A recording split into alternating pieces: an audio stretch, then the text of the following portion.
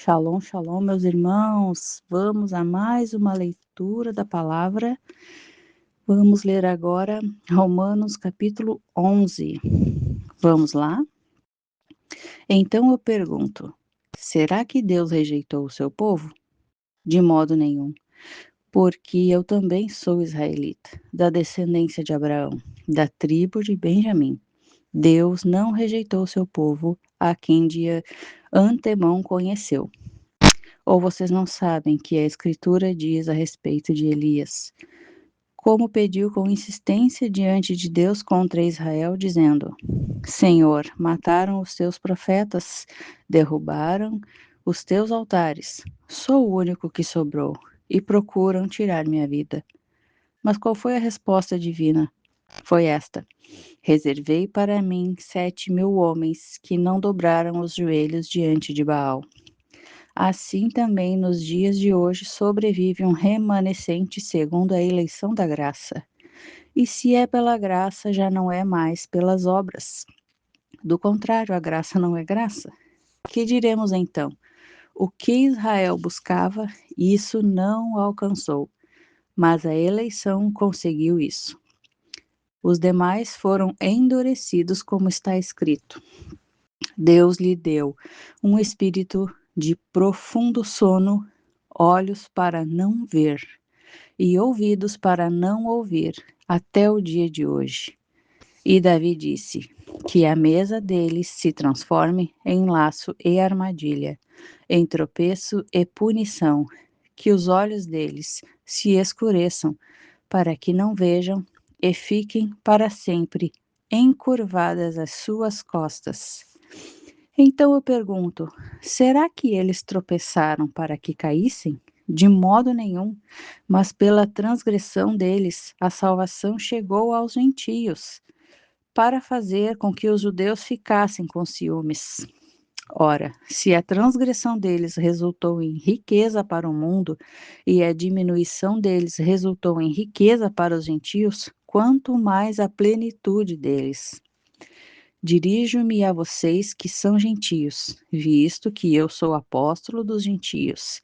Glorifico o meu ministério, para ver se de algum modo posso fazer com que os do meu povo fiquem com ciúmes e alguns deles se salvem.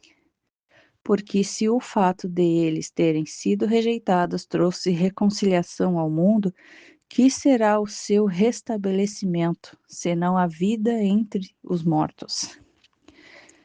E se forem santas as primícias da massa, igualmente será santa a sua totalidade. Se for santa a raiz, também os ramos o serão. Se, porém, alguns dos ramos foram quebrados, e você, sendo oliveira brava, foi enxertado no meio deles, e se tornou participante da raiz e da seiva da oliveira, não se glorie contra os ramos. Mas, se você se gloriar, lembre que não é você que sustenta a raiz, mas é a raiz que sustenta você. Então você dirá: alguns ramos foram quebrados para que eu fosse enxertado. Correto. Eles foram quebrados por causa da sua incredulidade. Mas você continua firme mediante a fé. Não fique orgulhoso, mas tema, porque se Deus não poupou os ramos naturais, também não poupará você. Considere, pois, a bondade e a severidade de Deus. Para os que caíram, severidade, mas para com você a bondade de Deus, desde que você permaneça nessa bondade. Do contrário, também você será cortado. Eles também, se não permanecerem na incredulidade, serão enxertados, pois Deus é poderoso para os enxertar de novo. Pois se você foi cortado daquela que por natureza era uma oliveira brava, e contra a natureza foi enxertado numa oliveira boa, quanto mais estes, que são ramos naturais, serão enxertados na sua própria oliveira. Porque não quero, irmãos, que vocês ignorem esse mistério, para que não fiquem pensando que são sábios. Veio um endurecimento da parte de Israel, até que tenha entrado a plenitude dos gentios, e assim todo Israel será salvo, como está escrito.